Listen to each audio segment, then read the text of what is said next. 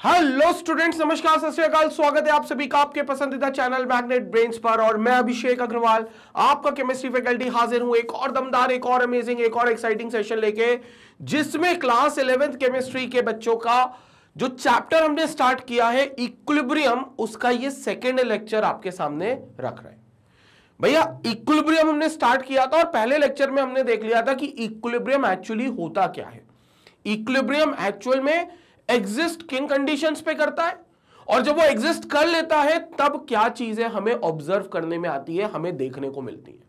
ये पहले लेक्चर पे हमने डिस्कस करा था। जितने भी बच्चों ने अभी तक पहला लेक्चर नहीं देखा है, प्लीज सबसे पहले आप लोग पहला लेक्चर देखेंगे, उसके बाद ये लेक्चर देखेंगे। जब हमने वह इक्विलिब्रियम पढ़ा था फर्स्ट लेक्चर में, तो हमने इक्विलिब्रियम में आगे चलकर यह भी कहा था कि भैया जो इक्विलिब्रियम होते हैं वो दो पार्ट्स के होते हैं। क्लियर हो गया? जो इक्विलिब्रियम होते हैं वो कितने पार्ट्स के होते हैं? वो दो पार्ट्स के होते हैं। एक वो इक्विलिब्रियम जो फिजिकल रिएक्शन में देखने को मिलता है, जिसको हम फिजिकल इक्विलिब्रियम कह देते हैं, और दूसरा वो इक्विलिब्रियम जो केमिकल रिएक्शन में देखने को मिलता है, जिसको हम केमिकल इक्विलिब्रियम कह देते हैं। मतलब मोटे रूप में हमारे पास इक्विलिब्रियम जो होता है वो भैया दो पार्ट में होता है, एक फिजिकल इक्विलिब्रियम और एक केमिकल इक्विलिब्रियम। यहां पर हम पहला टाइप यानी कि फिजिकल इक्विलिब्रियम की चर्चा करने वाले हैं कि फिजिकल इक्विलिब्रियम किन कंडीशंस पर एग्जिस्ट करता है और कौन सी फिजिकल रिएक्शंस में हमें फिजिकल इक्विलिब्रियम देखने को मिलेगा। हालांकि मैं बता दूं, एग्जाम पॉइंट ऑफ व्यू से फिजिकल इक्विलिब्रियम इंपॉर्टेंट बिल्कुल भी नहीं है, बिल्कुल भी नहीं है, क्योंकि इस पर बेस्ड ऐसा कोई क्वेश्चन ऐसा चाहता नहीं है, ना तो स्कूल लेवल के एग्जाम में, ना किसी कॉम्पिटिटिव एग्जाम में। बट यस, आगे के टॉपिक्स की बेटर अंडरस्टैंडिंग के लिए ये टॉपिक हमें समझना जरूरी हो जाता है, क्योंकि फिजिकल इक्विलिब्रियम बेसिक्स है, उसके बाद ही हम केमिकल इक्विलिब्रियम की तरफ बढ़ेंगे। तो शुरू करते हैं फिजिकल प्रोसेस। फिजिकल इक्विलिब्रियम में जो फिजिकल प्रोसेसेस में इन्वॉल्व रहती हैं उसका हम आगाज करते हैं। लेकिन उससे पहले मैग्नेट ब्रेन्स के प्लेटफॉर्म की बात कर ली जाए। भाई नर्सरी से लेकर क्लास 12 तक की आप कोई सी भी क्लास का कोई भी सब्जेक्ट, कोई भी चैप्टर, कोई भी टॉपिक अगर पढ़ना चाहते हैं तो कहीं भटकने की जरूरत नहीं है, कहीं लाखों रुपए खर्च करने की जरूरत नहीं है, कहीं कोई सब्सक्रिप्शन, कोई प्रीमियम पैकेज, कोई कूपन कोड लगाने की जरूरत नहीं है, क्योंकि मैग्नेट ब्रेन्स के प्लेटफॉर्म पर एक्सक्लूसिवली आपको मिलता है 100% फ्री कंटेंट, ये सारी क्लासेस के सारे सब्जेक्ट्स का। इसके अलावा अगर आप एनटीएससी, ओलंपियाड, सीयूईटी या रीजनल बोर्ड स्पेसिफिक तैयारी कर रहे हो तो यहां पर आपको फुल फ्लेजेड कोर्स मिल जाएगा जो मैग्नेट ब्रेन्स की वेबसाइट पर अवेलेबल है। यूट्यूब पर तो आप देख ही रहे हो लेक्चर्स, लेकिन मैग्नेट ब्रेन्स की वेबसाइट magnetbrains.com पर भी आप पूरा कोर्स एक्सेस कर सकते हो, वो भी बिल्कुल फ्री ऑफ कॉस्ट। और अब तो भैया वहां पर बुक्स और ई बुक्स भी आपको मिल गई हैं, जिनकी अलग अलग कैटेगरीज आपको दे दी गई हैं। तो आप इंतजार बिल्कुल ना करें, सीधा जाए वेबसाइट पर। ये लेक्चर जो मेरा देख रहे हो वो भी आपको वेबसाइट पे मिल जाएगा, और पूरी वेबसाइट को एक्सप्लोर करो और भाई लूट लो वो खजाना। कितनी सारी चीजें, वो सारी चीजें आप देख लो। डन? चले अब स्टार्ट करते हैं भाई। Equilibrium involving physical processes. तो फिजिकल प्रोसेसेस से हम लोग क्या करेंगे, पूरा जो इक्विलिब्रियम वाला पार्ट है उसकी शुरुआत करेंगे, उसका आगाज करेंगे। ठीक है, तो let's start with the equilibria involving physical processes. In all the processes which attains equilibrium, two opposing processes are involved. If these opposing processes involves only physical changes, the equilibrium is called as physical equilibrium.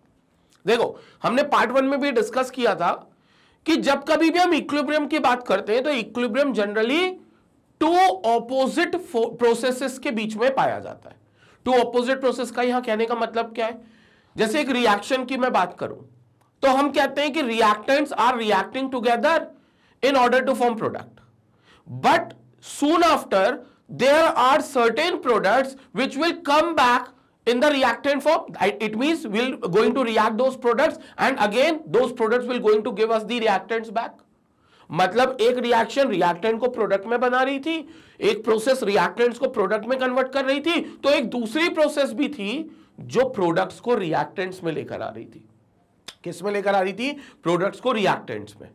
तो physical equilibrium में हमें physical processes का यही opposite process समझना होता है।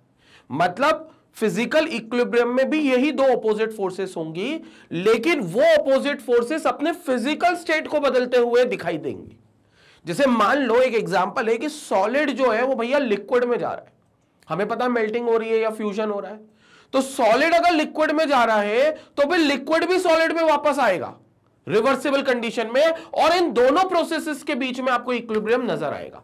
Solid से liquid का कन्वर्जन होगा जिसको हम फ्यूजन कहेंगे, और रिवर्सिबल प्रोसेस में लिक्विड वापस सॉलिड में जाएगा जिसको हम बेसिकली जो सॉलिडिफिकेशन है उसको हम बेसिकली सॉलिडिफिकेशन कहेंगे या उसको हम फ्रीजिंग कहेंगे। तो लिक्विड से सॉलिड में चला जाएगा, तो यहां पर ये ऑपोजिट प्रोसेस हो गया।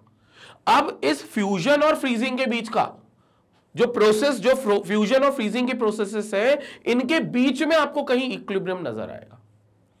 सेम चीज भैया अगर लिक्विड है और वो गैस में जा रही है, लिक्विड है और गैस में जा रही है, तो इसको वेपराइजेशन कहेंगे कि लिक्विड भैया गैस में कन्वर्ट हो रही है। इसका ऑपोजिट प्रोसेस, थोड़ी टाइम के बाद यही गैस लिक्विड में भी कन्वर्ट होना स्टार्ट कर देगी, रिवर्सिबल प्रोसेस।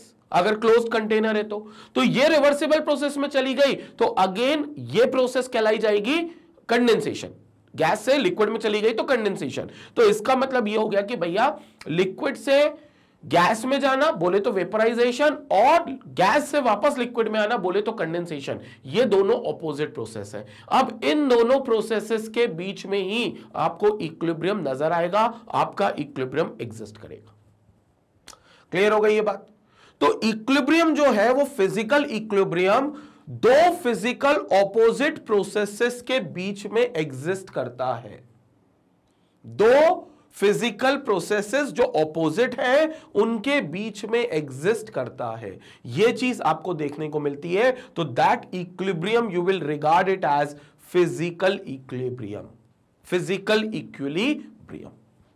और ये बहुत सिंपल है, अगर इसको थोड़ा सा एक्सपेरिमेंटली समझो, अगर इसको मैं आपको एक्सपेरिमेंटली समझा पाऊं तो ये बहुत सिंपल तरीका है, बहुत सिंपल है। क्या है इसमें तरीका कि आपने एक कंटेनर रख लो, आप एक कंटेनर रख लो, इस कंटेनर में आप एक काम करो, कुछ वाटर को भर दो, कुछ पानी इस कंटेनर में भर दो। तो भैया अपन ने ये पानी इस कंटेनर में भर दिया, ठीक है। ये अपन ने कंटेनर ले लिया और इस कंटेनर में अपन ने क्या कर दिया, पानी भर दिया। तो ये अपन ने कंटेनर में क्या कर दिया, पानी भर दिया। ये अपन ने कंटेनर में पानी भर दिया, ये तो अपन ने पानी भर दिया इसमें, ठीक है। ये पानी भर दिया, और जब अपन ने इस कंटेनर में पानी भरा है, ध्यान से सुनेंगे मेरी बात को, तो अपन ने इसको हीट करना स्टार्ट करा है। और चूंकि हमें पता है कि इक्विलिब्रियम हमेशा क्लोज्ड वेसल में होगा, तो इसको पूरी तरीके से क्लोज कर दिया है, यानी कि इस कंटेनर को पूरी तरीके से क्लोज कर दिया है, और ताकि कोई भी पानी या कोई भी वेपर, क्योंकि हीट करेंगे तो वेपर बनेगा, कोई भी पानी या कोई भी वेपर बाहर ना जा पाए। तो हमने इसको यहां पर, ठीक है, थोड़ा पानी का मात्रा कम कर लेते, थोड़ी सी पानी की मात्रा कम कर लेते, यहां पर थोड़ी सी पानी की मात्रा कम कर लेते हैं यहां पर। तो ये इतना पानी हमने भरा है, ठीक है, ये इतना पानी हमने भरा है। अब हम हीट कर रहे हैं, जाहिर सी बात है जो पानी है वो अपना टेम्परेचर बढ़ाएगा बढ़ाएगा बढ़ाएगा बढ़ाएगा, अल्टीमेटली 100 डिग्री सेल्सियस पर आएगा, और 100 डिग्री सेल्सियस पर वेपर बनना शुरू कर देगा, स्टीम बनना शुरू कर देगा। तो भैया वेपर कैसे बनना शुरू कर देगा, ध्यान से देखेंगे, ये स्टीम कैसे बनना शुरू कर देगा। यहां पर इसके स्टीम वेपर्स बनने स्टार्ट हो जाएंगे, यहां देखो, यहां इसके वेपर्स बनना स्टार्ट हो जाएंगे, ये देखो वेपर्स बनना स्टार्ट हो गए। ये जाहिर तौर पर वेपर्स ऊपर रहेंगे, लेकिन ऊपर से बाहर नहीं जा पाएंगे, क्योंकि ये इससे टकरा जाएंगे भले, लेकिन ये बाहर नहीं जा पाएंगे, क्योंकि हमने ऊपर से उसको लिड लगाकर कवर कर रखा है। ये हमने लिड लगाई है जिससे वो पूरा कवर कर रखा है, और वेपर्स को हम ऊपर नहीं मतलब बाहर नहीं भेज पाएंगे। अब होगा क्या, जब ये ऊपर जाएंगे तो इस लिड के इनर वॉल से जब टकराएंगे, लिड की इनर वॉल से जब टकराएंगे, तो इनर वॉल से टकराने के बाद ये थोड़े से ठंडे होंगे। ठंडे बोले तो इनका टेम्परेचर में ड्रॉप होगा। कैसे ड्रॉप होगा, क्योंकि भैया नीचे से आए तो नीचे तो हीट ज्यादा मिली थी, लेकिन नीचे हीट ज्यादा मिली लेकिन ऊपर हीट कम थी, तो ऊपर हीट कम मिलने के कारण इनका थोड़ा सा टेम्परेचर ड्रॉप होगा, और ये कंडेंस होना स्टार्ट कर देंगे। यानी कि ये जो स्टीम बनी है, ये स्टीम वापस से वाटर में कन्वर्ट होना शुरू कर देगी, कंडेंस होना शुरू कर देंगे। और इसका साक्षात एग्जांपल आपको तब दिखता है जब जैसे आप दूध या पानी को गर्म करते हो, और गर्म करने के बाद उसके ऊपर एक प्लेट रख देते हो, तो उस प्लेट को अगर कभी पलटाकर देखो तो आपको उसके ऊपर वाटर ड्रॉपलेट्स नजर आएंगे, उसके ऊपर पानी की बूंदें आपको चिपकी हुई दिखाई देंगी। तो वो पानी के ड्रॉपलेट्स कहां से आए, क्योंकि यहां पर 100% जो स्टीम बनी है वो उस प्लेट की अंदर की वॉल से, अंदर के सरफेस से टकराकर ठंडी हो गई। और जब अंदर के सरफेस से टकराकर ठंडी हो गई तो वहां पर वो वाटर ड्रॉपलेट के फॉर्म में कन्वर्ट हो गए, स्टिक हो गए because of the process of condensation, तो वो कंडेंसेशन हो गए। अगर ये कंडेंसेशन जारी रहा तो एक टाइम आएगा जब ये water droplets drop by drop इस पानी में वापस नीचे गिरने लगेंगे।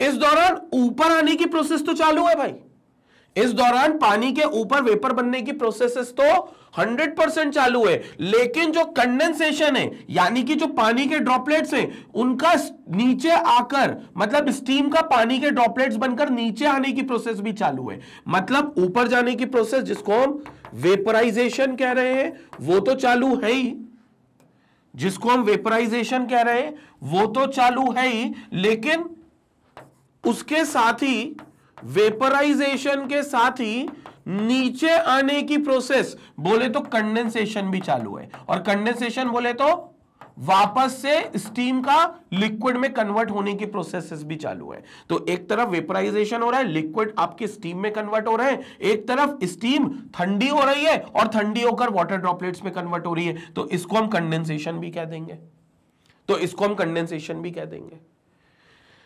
तो अल्टीमेटली प्रोसेस रिवर्स हो गई और ऑपोजिट नेचर की हो गई कि वेपराइजेशन हो गया और वेपराइजेशन के बाद कंडेंसेशन भी हो गया, तो प्रोसेस रिवर्स हो गई और ऑपोजिट नेचर की हो गई। अब एक टाइम और आएगा जब जितने मॉलिक्यूल्स पानी के ऊपर वेपर बनने जा रहे हैं, जितने मॉलिक्यूल्स पानी के ऊपर वेपर बनने जा रहे हैं भैया, उतने ही वेपर्स पानी के नीचे भी आ जाएंगे, कंडेंस होकर पानी के ड्रॉपलेट्स बनकर नीचे भी आएंगे। मतलब जितनी मात्रा पानी की यूनिट टाइम में ऊपर जा रही है उतनी ही मात्रा स्टीम की यूनिट टाइम में नीचे भी आएगी कंडेंस होकर। बोले तो उस पॉइंट पर हम कह सकते हैं कि rate of vaporisation will become rate of condensation.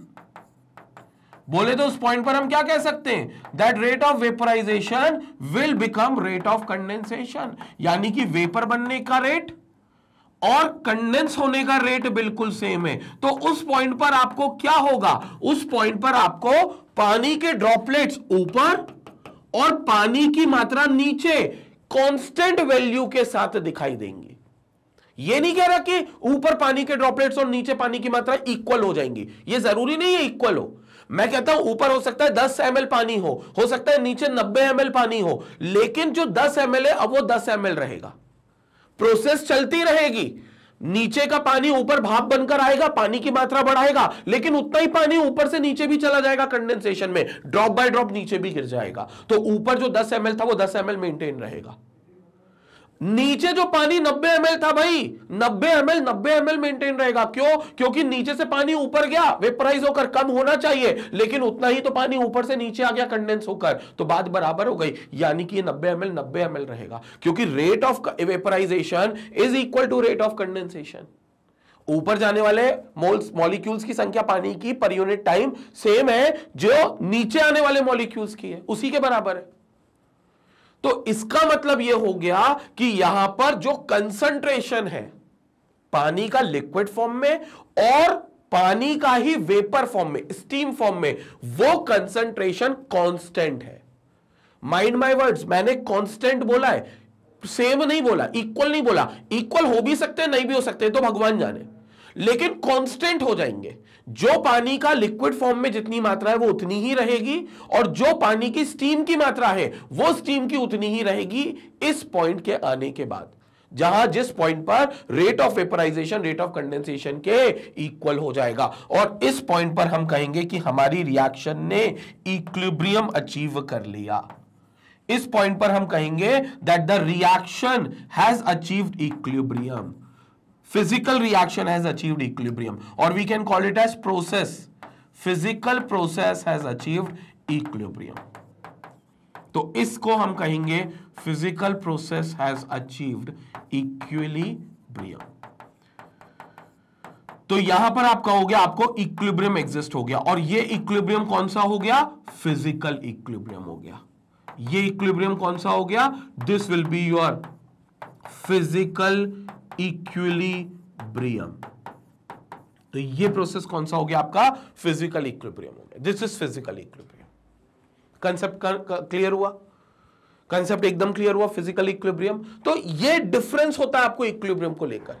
ये बात होती है आपकी कि फिजिकल प्रोसेस में इक्विलिब्रियम आए तो फिजिकल इक्विलिब्रियम। केमिकल रिएक्शन में आता, ए रिएक्ट करके बी से सी और डी बना लेता, तो हम कहते थे वहां केमिकल इक्विलिब्रियम आता। बट केमिकल इक्विलिब्रियम भी पढ़ेंगे वो आगे चलकर, लेकिन ये होता है आपका फिजिकल इक्विलिब्रियम।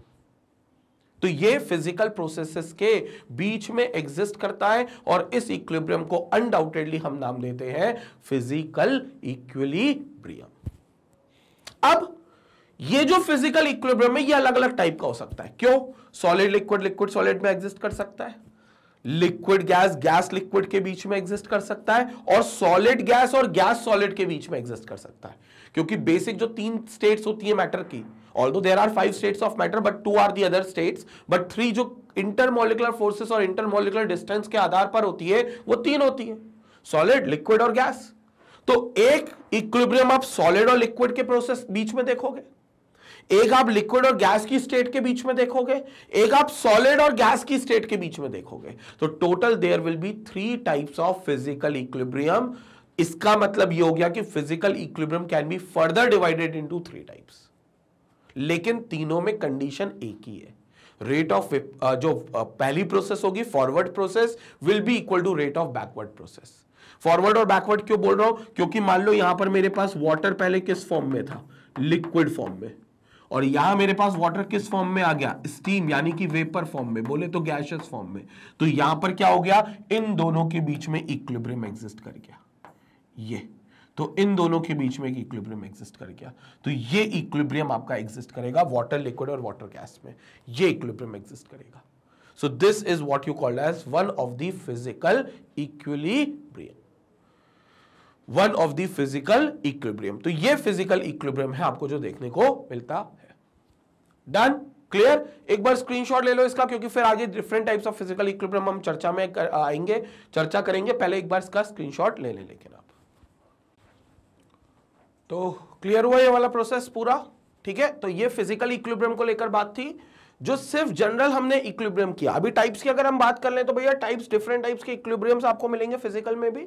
पहला आएगा आपका solid liquid equilibria. Solid liquid equilibria यानी कि सॉलिड और लिक्विड के बीच में जो इक्विलिब्रियम देखने को मिलता है उसे हम कहेंगे solid liquid equilibria. Solid melt होकर लिक्विड बनाएगा, लिक्विड फ्रीज होकर सॉलिड बनाएगा, ठीक है ना। तो वो सॉलिड और लिक्विड इन दो प्रोसेसेस के बीच में जो इक्विलिब्रियम आएगा वो हम सॉलिड लिक्विड इक्विलिब्रिया कहा जाएगा। So on heating a pure solid substance under atmospheric pressure it gradually starts converting into liquid. तो एटमॉस्फेरिक प्रेशर की कंडीशन पे जो सॉलिड होगा वो किस में कन्वर्ट होना स्टार्ट कर देगा? लिक्विड में कन्वर्ट होना स्टार्ट कर देगा। तो it will start converting itself into liquid at a certain temperature. एक पर्टिकुलर टेम्परेचर पे दीज टू फेजेस को एग्जिस्ट। ये जो दो फेजेस होंगे ये को एग्जिस्ट करेंगे, एक साथ एग्जिस्ट करेंगे। तो which is called the normal melting point और freezing point of the substance. और उसी पॉइंट पर हम कहेंगे कि ये लोग इक्विलिब्रियम मेंटेन करेंगे, क्योंकि ये वो टेम्परेचर होता है जहां पर आप इक्विलिब्रियम को एस्टेब्लिश कर चुके होते हो, जहां पर आप सॉलिड का लिक्विड में कन्वर्जन चल रहा होता है, लिक्विड का सॉलिड में भी कन्वर्जन चल रहा होता है, लेकिन दोनों का रेट सेम होता है। Rate of solid to liquid conversion will be equal to rate of liquid to solid conversion. मतलब जो फ्यूजन का रेट है वही फ्रीजिंग का रेट भी हो जाएगा, सेम हो जाएगा। तो आप उस कंडीशन पर कहोगे कि दोनों फेज, सॉलिड फेज और लिक्विड फेज, इक्विलिब्रियम एग्जिस्ट कर लेंगे और दोनों एक साथ को एग्जिस्ट करेंगे। मतलब उस समय जैसे वाटर का एग्जांपल है तो वाटर आपको आइस के फॉर्म में भी मिलेगी और वाटर आपको लिक्विड वाटर के फॉर्म में भी मिलेगा। ये आपका बेसिकली पार्ट होगा। तो जैसे अगर वाटर का हम एग्जांपल लें, वाटर का एग्जांपल अगर हम लें तो यहां पर एट 100 डिग्री सेल्सियस, क्योंकि हमें पता है पानी का जो एट 0 डिग्री सेल्सियस, क्योंकि हमें पता है पानी का जो फ्रीजिंग पॉइंट है वो 0 डिग्री है। 100 degree is boiling point, but पानी का जो फ्रीजिंग पॉइंट है वो 0 डिग्री है। तो at 0 degree Celsius we considered that solid water in solid form, that is in ice form, water in solid form, that is in ice form, will coexist with the water in liquid form, water with liquid form। तो ये coexist करेगा और ऐसे करने पर हम कहेंगे इस टेम्परेचर पर हमें देखने को मिलेगा solid liquid equilibrium, हमें यहां पर देखने को मिलेगा कौन सा, solid liquid equilibrium. So here will get the solid liquid equilibrium. तो water in solid phase and then we have water in liquid phase. अगर आप ये देखोगे तो यहां पर आपको मिलेगा सॉलिड लिक्विड इक्विलिब्रियम। तो वाटर सॉलिड और वाटर लिक्विड में 0 डिग्री सेल्सियस पर आपको ये इक्विलिब्रियम देखने को मिलेगा। क्लियर हो गया? तो इसमें आप बहुत अच्छे एग्जांपल ले सकते हो मेल्टिंग ऑफ आइस का। तो मेल्टिंग ऑफ आइस आप करते जाओ करते जाओ करते जाओ और वापस से आप आइस को फिर फ्रीज करोगे तो वो मतलब वाटर को फ्रीज करोगे तो वो आइस बन जाएगा। 0 डिग्री सेल्सियस पर दोनों प्रोसेस हो सकती है, मेल्टिंग भी हो सकती है और फ्यूजन भी हो सकता है और फ्रीजिंग भी हो सकती है। तो मेल्टिंग और फ्रीजिंग दोनों एग्जिस्ट करेगा। अगर वाटर से लिक्विड जा रहे हैं तो it is basically called as melting. अगर वाटर से लिक्विड जा रहे हैं तो it is basically called as melting. अगर लिक्विड से वापस सॉलिड जा रहे हैं तो it is basically called as freezing. It is basically called as freezing, and this equilibrium is therefore regarded as solid liquid equilibrium. This equilibrium will be regarded as solid liquid equilibrium. ये आपको देखने को मिलेगा। Clear हो गया? तो ये पहला इक्विलिब्रियम है सॉलिड और लिक्विड के बीच का। उसी प्रकार लिक्विड गैस के लिए भी होगा भाई, उसी प्रकार सॉलिड गैस के बीच में भी होगा, तो वो डिफरेंट इक्विलिब्रियम्स होंगे। स्क्रीनशॉट ले लो, आगे और चर्चा कर लेते हैं। पहले स्क्रीनशॉट लेते हुए चलो। बहुत बढ़िया। अब आगे और देख लेते हैं इसी पर कंटिन्यूएशन में। नाउ एग्जाम्पल देख लो, आप एग्जाम्पल दिया हुआ है उनने इसी का, ice and water kept in a perfectly insulated thermoflask. अच्छा, ये परफेक्टली इंसुलेटेड थर्मोफ्लास्क क्यों रखा? हमने कहा था ना, हमने क्लोज्ड वेसल में आपको इक्विलिब्रियम एग्जिस्ट करवाना है। आपको क्लोज्ड वेसल में उसे रखना पड़ेगा। आप नहीं चाहोगे कि ओपन वेसल में वो आए कन्वर्जन, क्योंकि अगर ओपन वेसल होगा तो आप कभी भी उसमें इक्विलिब्रियम नहीं देख पाओगे। रीजन बीइंग ये कि जब हम क्लोज्ड कंटेनर रख लेते हैं तो वहां पर मास का एक्सचेंज हो जाता है सिस्टम और सराउंडिंग के बीच में।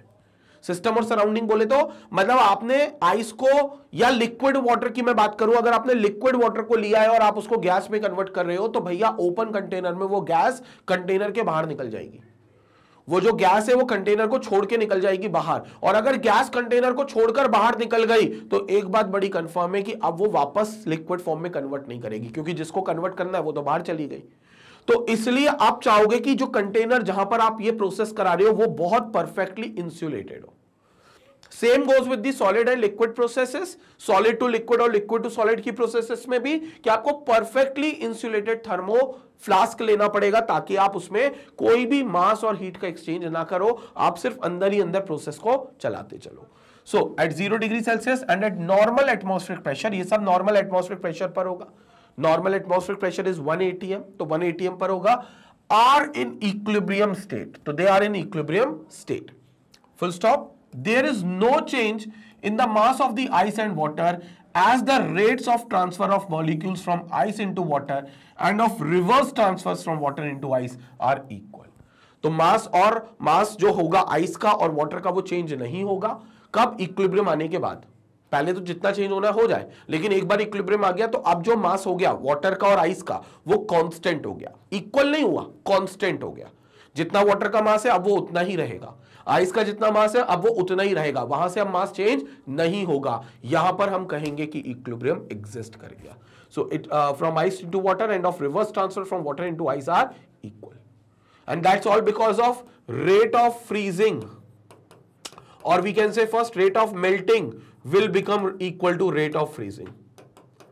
Rate of melting will become equal to rate of freezing. मतलब मेल्ट होने का रेट और फ्रीज होने का रेट दोनों बिल्कुल सेम होंगे। तो दोनों रेट क्या होंगे आपके? बिल्कुल सेम होंगे। यही चीज आपको देखने को यहां मिलेगी।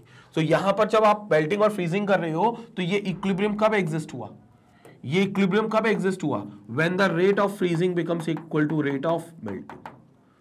रेट ऑफ फ्रीजिंग और रेट ऑफ मेल्टिंग यहां पर लिख देते क्योंकि ये प्रोसेस मेल्टिंग वाली है। तो rate of melting will become equal to rate of freezing. तब ये चीज होगी, तब ये चीज होगी। So this is what we are having as the rate of melting will be equal to rate of freezing. ये आपको यहां पर मिलेगा। कंसेप्ट क्लियर है? बिल्कुल एकदम कोई डाउट नहीं है। लपक के इसका क्या करेंगे? अगेन अपन स्क्रीनशॉट लेंगे, इसके बाद फिर अपन आगे और चर्चा भी करेंगे, लेकिन अपन इसका स्क्रीनशॉट लेंगे। ठीक है, चले यहां पर इसका स्क्रीनशॉट पहले ले लो। चलो पहले इसका ले लो स्क्रीनशॉट, फिर भैया इसका भी स्क्रीनशॉट ले लो। इसका भी स्क्रीनशॉट ले लो, क्योंकि यहां पर भी अपन ने पूरी डेफिनेशन पढ़ी है। हालांकि मैं इसको थोड़ा सा और आगे बता देता हूं। एक एग्जांपल जो दिया हुआ है, देखो, dynamic equilibrium, equilibrium will always be dynamic. उस समय ऐसा लगेगा कि रिएक्शन रुक गई है, बट असल में रुकती नहीं है, वो it keeps on processing between ice and water.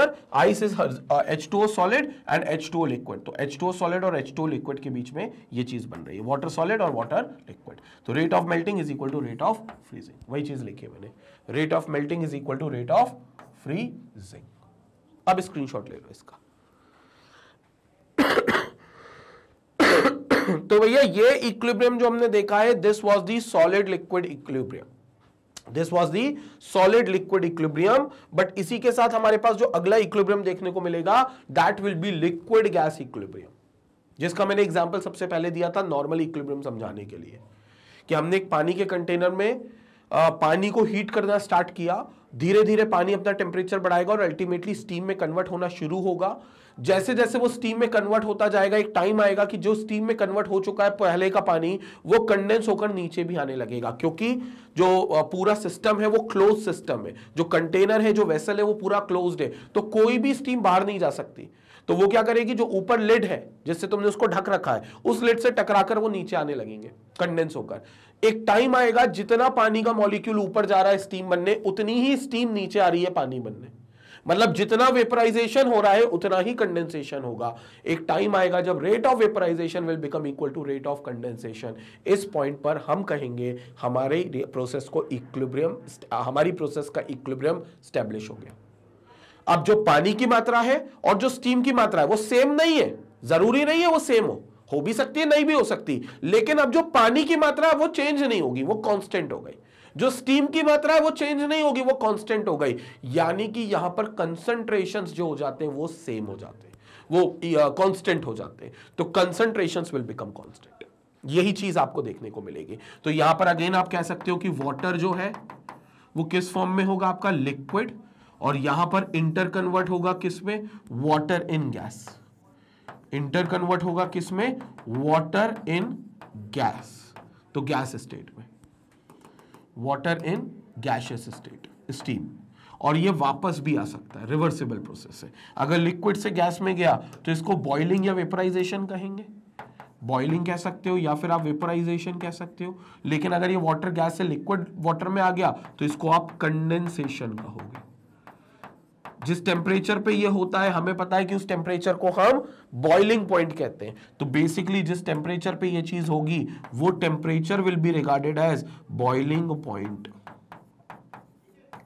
वो temperature is regarded as boiling point. और 100% बॉइलिंग पॉइंट पर आप ये कह सकते हो कि equilibrium will exist, equilibrium will exist, equilibrium will exist. इसका मतलब इस पॉइंट पर क्या होगा पता है, इस पॉइंट पर होगा rate of boiling becomes equal to rate of freezing. जो बॉइलिंग का रेट है और जो कंडेंसेशन, सॉरी कंडेंसेशन का रेट है वो सेम होगा, रेट ऑफ कंडेंसेशन।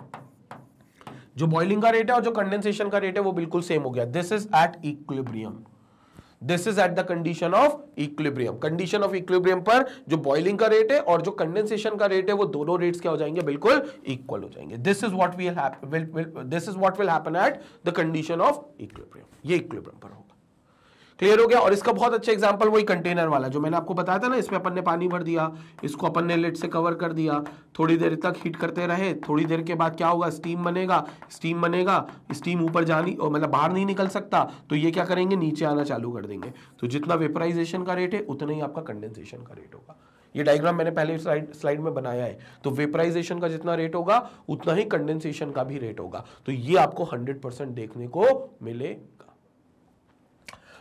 पढ़ेंगे यहां पर, रीडिंग अगर लगाएंगे इस पूरे टॉपिक की, तो on heating a pure liquid it starts converting into its vapours. On heating, a pure liquid will start converting into its vapors.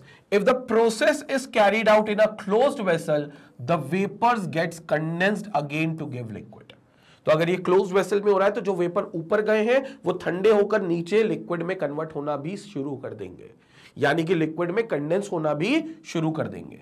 After some time a stage is reached at which the rate of evaporation becomes equal to the rate of condensation.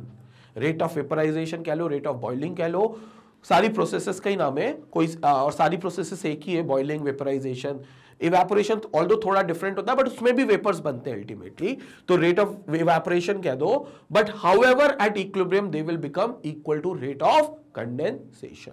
तो यहां पर आप कहोगे equilibrium achieve हो गया। तो ये equilibrium achieve होता है। Eight this stage the volume of liquid water, देखो वॉल्यूम की बात कर रहे हैं अब, क्योंकि जब आप लिक्विड और गैस में जाते हो तो ये फ्लूइड्स हो जाते हैं, तो यहां मास की बात ना करते हुए हम वॉल्यूम्स जो होंगे वो कांस्टेंट होंगे ये बात करेंगे। पहले हमने मास बोला था कि मास कांस्टेंट होंगे, क्योंकि हम तब केस लिए थे सॉलिड और लिक्विड का, और सॉलिड में आप जनरली किसकी बात करते हो, मास की बात करते हो। लेकिन जब हम लिक्विड और गैस की बात करेंगे तो हम मास की बात नहीं करेंगे, तब हम कंसंट्रेशन को वॉल्यूम के टर्म्स में देखेंगे। तो इक्विलिब्रियम पर जो लिक्विड वाटर है उसका वॉल्यूम, और जो गैसियस वाटर है, स्टीम वाला पार्ट है, वो स्टीम का वॉल्यूम सेम नहीं होगा, जरूरी नहीं है सेम हो, लेकिन जो भी होगा वो कांस्टेंट होगा। मतलब वाटर का जो वॉल्यूम है लिक्विड फॉर्म में अब वो चेंज नहीं होगा इक्विलिब्रियम के बाद। स्टीम का जो वॉल्यूम है, जो भी वॉल्यूम है स्टीम का, इक्विलिब्रियम आने के बाद अब वो वॉल्यूम उसका चेंज नहीं होगा, वो फिक्स हो गया, वो कांस्टेंट हो गया। So at this stage the volume of liquid water and vapour becomes constant. देखो वो लोग भी कभी इक्वल नहीं लिख रहे। मैं बार बार इस बात को क्यों बोल रहा हूं, क्योंकि बच्चे हमेशा मिस इंटरप्रेट करते हैं कि सर इक्विलिब्रियम का मतलब यह कि दोनों साइड पर सेम वैल्यूज आ जाए। कभी दोनों साइड पर सेम वैल्यूज आ जाए ऐसा जरूरी है ही नहीं। बस दोनों साइड पे जो वैल्यूज आए वो कांस्टेंट रहे, अब वो चेंज ना हो। जैसे मान लो आपके पास रिएक्टेंट का वॉल्यूम है 50 ml और प्रोडक्ट में वॉल्यूम है 150 ml, 150 ml, तो 150 और 50 आर नॉट इक्वल, बट अब 150 ml हो गया प्रोडक्ट तो वो 150 ml ही रहेगा। अब वो 150 ml चेंज नहीं होगा, 50 ml रहेगा तो 50 ml ही रहेगा लिक्विड वाटर, अब वो चेंज नहीं होगा। ऑल द प्रोसेस चल रही है, वाटर अभी भी स्टीम बन रहा है। मान लो 5 ml वाटर उठा स्टीम बनने, तो तुमको लगेगा सर अब 50 से ये हो गया होगा 45 और ये हो गया होगा 150 से 155, 155। ऐसा नहीं है, क्योंकि 5 ml जो स्टीम है वो वापस चली जाएगी वाटर बनने। तो 5 ml गया लिक्विड वाटर से स्टीम बनने और 5 ml स्टीम से वापस वाटर बन गया, तो बात वहीं आ गई। ये चीज होती है, तो प्रोसेस जारी रहती है, इसलिए इसको डायनामिक इक्विलिब्रियम कहते हैं। लेकिन जो कंसंट्रेशन है, चाहे मास के टर्म्स में देखें जिस कंडीशन पे आप देखना चाह रहे हैं, या वॉल्यूम के कंडीशंस पे देखें, आपको वो चीजें कांस्टेंट मिलेंगी। देखो such a stage represents liquid gas equilibria, तो यहां ये जो इक्विलिब्रिया आ रहा है this is called as liquid gas equilibria. ये जो इक्विलिब्रियम देखने को मिलेगा तो equilibrium will be liquid gas equilibria, liquid gas equilibria. तो यहां जो equilibrium will exist that is liquid gas equilibrium will exist. H2O liquid और H2O गैस, देखो ये कहां पर होगा, 373 केल्विन और 1 atm प्रेशर, मतलब 100 डिग्री सेल्सियस पर, ये एट 100 डिग्री सेल्सियस। वहां 0 डिग्री पर हुआ था, ये 100 डिग्री, क्योंकि 100 degree is the boiling point.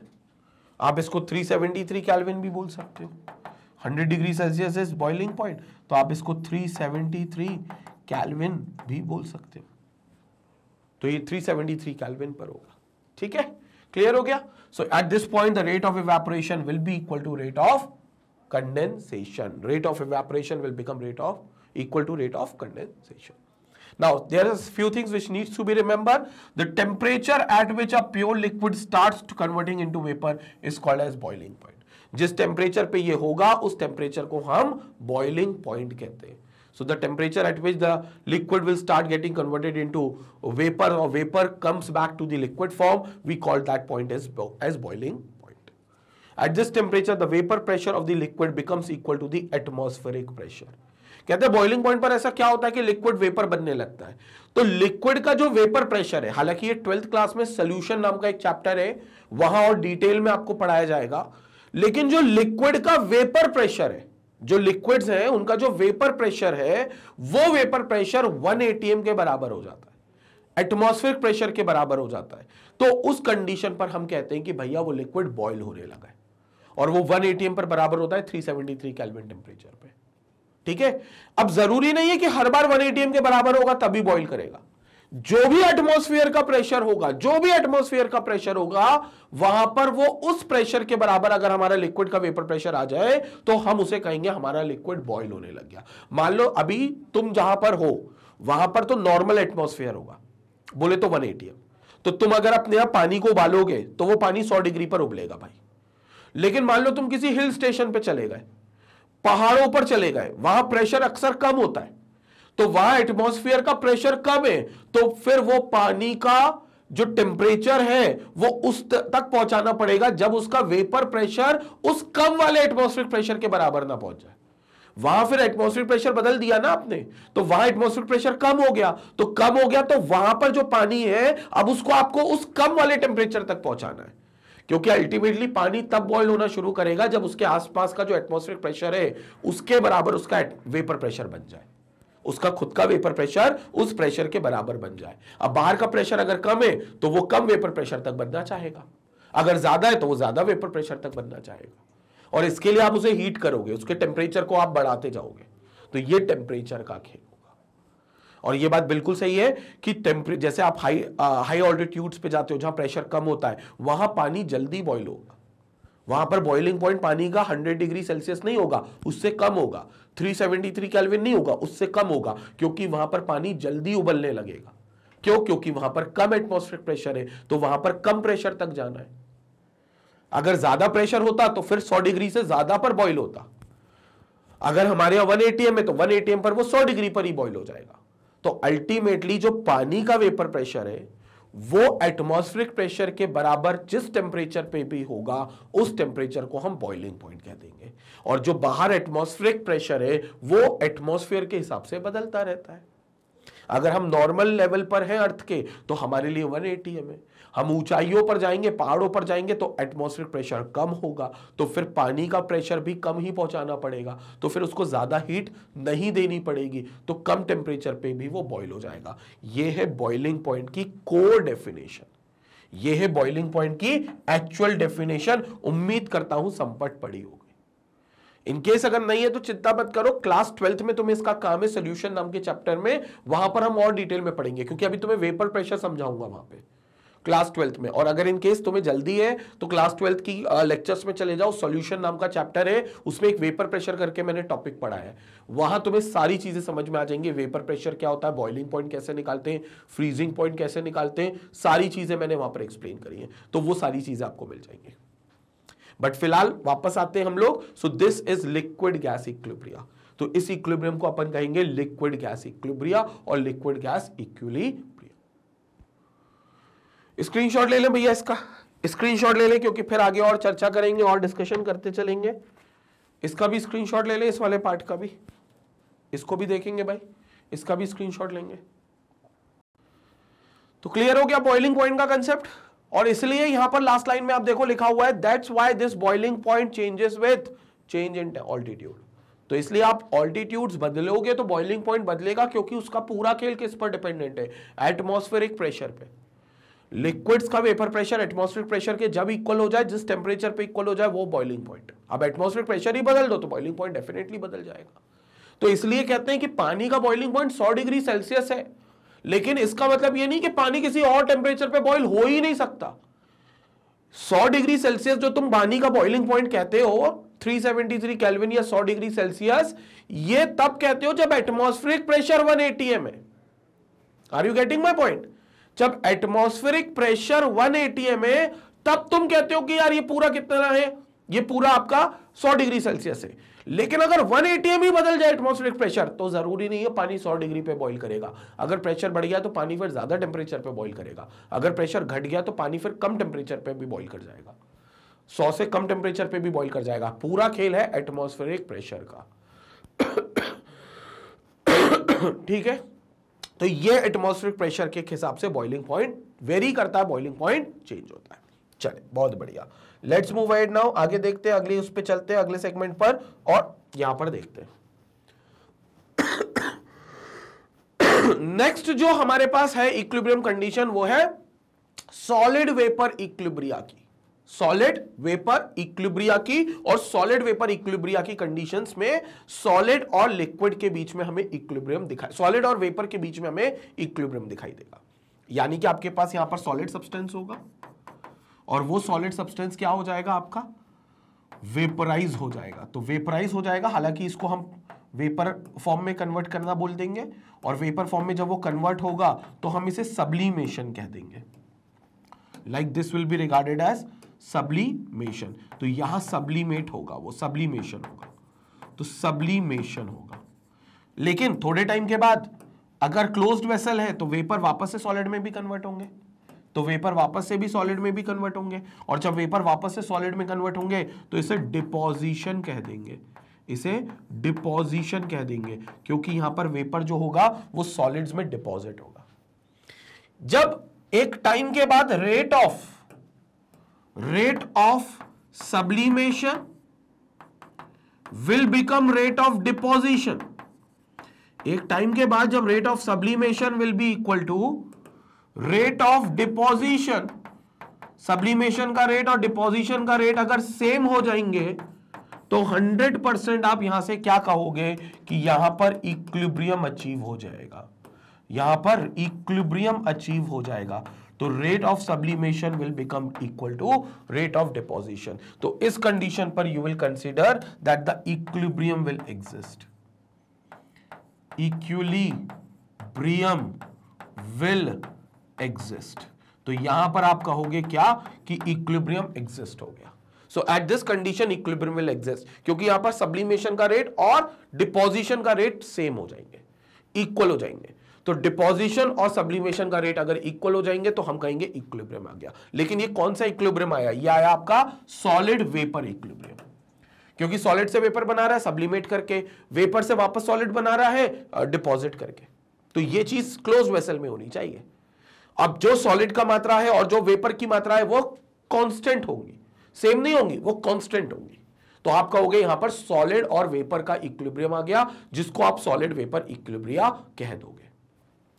Such equilibrium exists only in cases of, such equilibrium exists only in cases of sublimates. In cases of sublimates, the substance which on heating directly gets vaporized without showing liquid state. हमें सबको पता है sublimation process किसे कहते हैं, जिसमें solid से direct जो हीट करने पर सब्सटेंस है वो अपने गैसियस फेज में कन्वर्ट हो without getting converting into liquid phase, liquid phase में कन्वर्ट करे बिना सीधा गैसियस फेज में कन्वर्ट हो। जैसे कपूर है, कैम्फर है, आप कैम्फर को हीट करो, जलाना नहीं है, कंबशन नहीं करना, हीट करना है। उसको किसी भी उस कंटेनर में रखो और उसको कंटेनर में करके हीट करो। आपको थोड़ी देर के बाद कपूर के वेपर्स दिखेंगे, खुशबू आएगी कपूर की, कपूर के वेपर्स सीधे जा रहे हैं। तो कपूर क्या कर रहा है, सॉलिड फॉर्म में, कपूर मतलब कैम्फर, ठीक है, तो वो कैम्फर क्या कर रहा है, सॉलिड फॉर्म में सीधा गैसियस फॉर्म में कन्वर्ट कर रहा है। या फिर आप देखोगे कि आपके जो वार्डरोब्स होते हैं, जो कबर्ड्स होते हैं जहां कपड़े रखते हो, वहां एक सफेद गोलियां रखते हैं, नैप्थलीन बॉल्स, ठीक है ना। Naphthalene balls is a sublimating substance, क्योंकि वहां पर वो सॉलिड से सीधा वेपर फॉर्म में कन्वर्ट होगा without getting converted into liquid form. इसी प्रकार अमोनियम क्लोराइड, वो भी एक सब्लिमेटिंग सब्सटेंस है। तो ये जितने भी सब्लिमेटिंग सब्सटेंसेस होते हैं ये सब्लिमेट करते हैं, और उन्हीं सब्सटेंसेस के कन्वर्जन में आपको ये इक्विलिब्रियम दिखेगा, उसमें आपको ये इक्विलिब्रियम दिखेगा, जिसको आप सॉलिड वेपर इक्विलिब्रिया कहते हो। तो जो सॉलिड वेपर इक्विलिब्रिया है ये वहीं पर आपको दिखाई देगा जहां पर सब्लिमेशन या सब्लिमेटिंग सब्सटेंसेस मौजूद होंगे। तो वो सॉलिड से गैस में कन्वर्ट करेंगे, लेकिन अगर आप उनको बाहर नहीं जाने दोगे वेपर को, आप कुछ ऐसा अरेंजमेंट करोगे कि वेपर बाहर ना जाए, तो थोड़ी देर के बाद वेपर वापस आकर डिपॉजिट होंगे और सॉलिड में कन्वर्ट होंगे। फिर एक टाइम ऐसा भी आएगा आगे चलकर कि rate of sublimation will B rate of deposition, वहां पर आप कहोगे इक्विलिब्रियम आ गया। जो कंसंट्रेशन है दोनों के वो कांस्टेंट हो गए, दोनों के बराबर नहीं हुए आपस में, लेकिन जो भी वैल्यूज है वो कांस्टेंट हो गई। इसको हम कहेंगे सॉलिड वेपर इक्विलिब्रिया। और प्रोसेस चलती रहेगी, डायनामिक है, कभी रुकेगी नहीं, ये डायनामिक प्रोसेस है। Example, if a sublimate like solid iodine is heated in a closed vessel, after some time the vessel gets filled up with violet vapor। तो वॉयलेट वेपर से वो फिल्ड हो जाएगा, क्योंकि अगर आप सॉलिड आयोडीन को हीट करोगे तो वो वेपराइज होकर वॉयलेट कलर का आ जाता है। And the intensity of colour increases with time, time के साथ इंटेंसिटी ऑफ कलर इंक्रीज होती जाएगी, लेकिन फिर जब रिवर्स प्रोसेस स्टार्ट हो जाएगी, जब इक्विलिब्रियम आने की शुरुआत होने लगेगी, जब रिवर्स प्रोसेस स्टार्ट होगी, तो वो जो इंटेंसिटी है वॉयलेट कलर की वो कांस्टेंट हो जाएगी। इससे तुम ये पहचानोगे कि यार अब वेपर्स की मात्रा कांस्टेंट हो गई है। लेकिन हम देखेंगे यार अभी भी सॉलिड आयोडीन वेपर में तो जा रहा है, तो फिर ये वेपर कांस्टेंट क्यों हो गए? क्योंकि वेपर जो पहले के हैं वो वापस आकर सॉलिड आयोडीन में कन्वर्ट हो रहे हैं। जो पहले के वेपर्स हैं वो वापस आकर सॉलिड आयोडीन में कन्वर्ट हो रहे हैं, और जब वेपर्स वापस आकर सॉलिड आयोडीन में कन्वर्ट हो रहे हैं तो कलर की जो इंटेंसिटी है वो कांस्टेंट रह जाएगी, वहां पर वो फिक्स्ड रह जाएगी, वहां पर इंटेंसिटी ऑफ कलर फिक्स्ड रह जाएगी वहां पे। कंसेप्ट क्लियर हो गया? ये चीज थी जो अपन को समझने लायक थी। आगे और चलते हैं। आफ्टर सम टाइम, तो इन्होंने बोला है कि कलर इंटेंसिटी पहले स्टार्टिंग में इंक्रीज होगा, लेकिन कुछ देर के बाद the intensity of colour becomes constant. As I have already said, violet colour की जो इंटेंसिटी वो कांस्टेंट होगी। At this stage the rate of sublimation of solid becomes equal to the rate of condensation कह लो या deposition of vapour into solid. Vapour of into solid, generally इस process को deposition कहते हैं, बट आप कंडेंसेशन भी बोल सकते हो, लेकिन आप इसमें मेंशन करना कि आप गैस से सॉलिड में जा रहे हो फिर, क्योंकि कंडेंसेशन जनरली जो वर्ड होता है वो गैस से लिक्विड के लिए होता है, बट यहां पर आप सब्लिमेटिंग सब्सटेंस लाए हो, ये किसी भी सूरत में लिक्विड में कन्वर्ट नहीं करेगा, ना तो फॉरवर्ड प्रोसेस के दौरान और ना ही रिवर्स प्रोसेस के दौरान।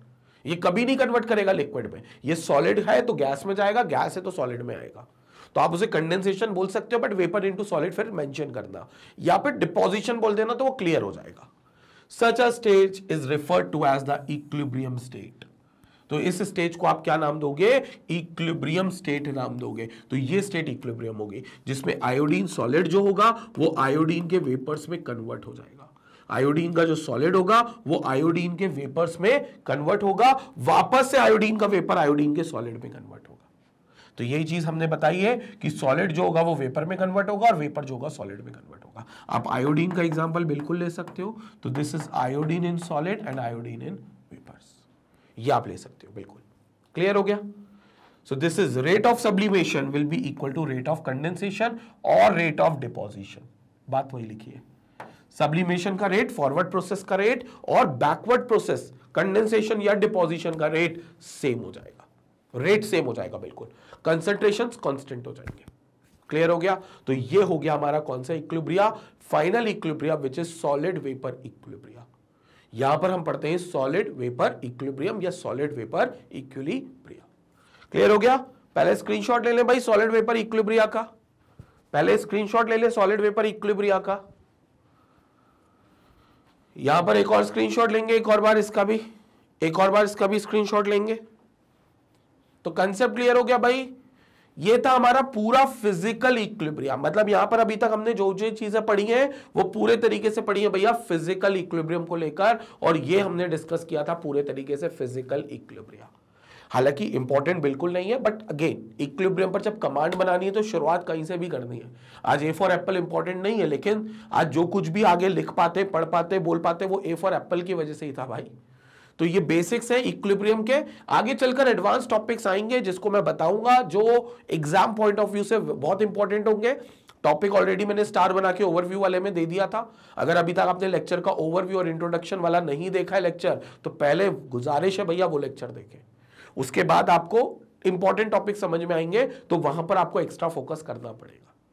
तो अब इसके बाद अगला वीडियो जो आएगा बच्चों, वो आएगा हमारा केमिकल इक्विलिब्रियम पर। यानी कि इसके बाद जो हम अगला वीडियो पढ़ने वाले हैं वो पढ़ेंगे केमिकल इक्विलिब्रियम पर। ये था अभी तक हमारा सिर्फ फिजिकल इक्विलिब्रियम।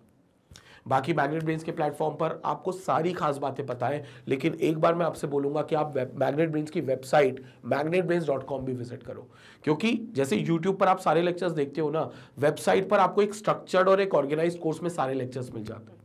आप अगर देखोगे तो नर्सरी से लेकर क्लास 12 तक का हर क्लास का हर सब्जेक्ट, हर चैप्टर, हर टॉपिक बहुत डिटेल वीडियो के साथ वहां पर एक कोर्स के फॉर्म में आपको वेबसाइट पर मिलेगा। उसके साथ एनसीईआरटी के एग्जाम्पलर प्रॉब्लम्स, एनसीईआरटी की क्वेश्चंस जो होते हैं, back exercise, in text questions, उनके सॉल्यूशंस और discussions, previous year question paper, Magnet Brains के सैंपल पेपर, सीबीएसई के sample paper, one shot revision, online test series, मतलब पूरा कोर्स है आपके लिए वहां पर। जो YouTube के अलावा भी जो चीजें होती है, क्योंकि YouTube पर सिर्फ आप लेक्चर्स देखते हो, यहां पर आप बहुत सारी चीजें इसके अलावा भी एक्सेस कर सकते हो magnetbrains.com पर आकर। तो बिल्कुल विजिट करें, वहां पर तो अब बुक्स और ई बुक्स का भी एक सेक्शन बन गया भाई, पूरी एक कैटेगरी बन गई है। अब आपको बुक्स के लिए भी कहीं भटकना नहीं है। मैग्नेट ब्रेन्स की अपनी बुक्स को आप ऑर्डर कर सकते हो, ई बुक्स को आप डाउनलोड कर सकते हो, और अगेन ये सारा काम वेबसाइट से करना है। सारे लेक्चर्स आप वेबसाइट के मोबाइल से, लैपटॉप से, टैबलेट से, डेस्कटॉप से, किसी से भी एक्सेस करते हो। और सबसे अच्छी बात, सारे लेक्चर्स बिल्कुल फ्री ऑफ कॉस्ट है। जैसे YouTube पर बिल्कुल फ्री देखते हो, वैसे वेबसाइट पर भी बिल्कुल फ्री ऑफ कॉस्ट है। कोई यहाँ पर आपको सब्सक्रिप्शन का पैसा नहीं देना, कोई आपको यहाँ पर पैकेज नहीं खरीदना, कोई कूपन कोड नहीं लगाना, क्योंकि आपको 100% डिस्काउंट मिलता है यहाँ पर, 100% डिस्काउंट। अगर कुछ कंट्रीब्यूट करना चाहते हो तो एक काम बेस्ट कर सकते हो कि आप अपने जितने भी फ्रेंड्स हैं, स्कूल के, कोचिंग के, कॉलोनी के, सोसाइटी के, सबके साथ मैग्नेट ब्रेन्स की वेबसाइट magnetbrains.com को शेयर करो, या यूट्यूब चैनल जो है उसको शेयर करो। जितने व्हाट्सएप ग्रुप बनाए, जितने टेलीग्राम चैनल बनाए, सब पर ये बात शेयर करो। इसी तरीके से मैग्नेट ब्रेन्स को अपना प्यार और सपोर्ट देते रहे। Stay tuned, stay connected. Thank you students.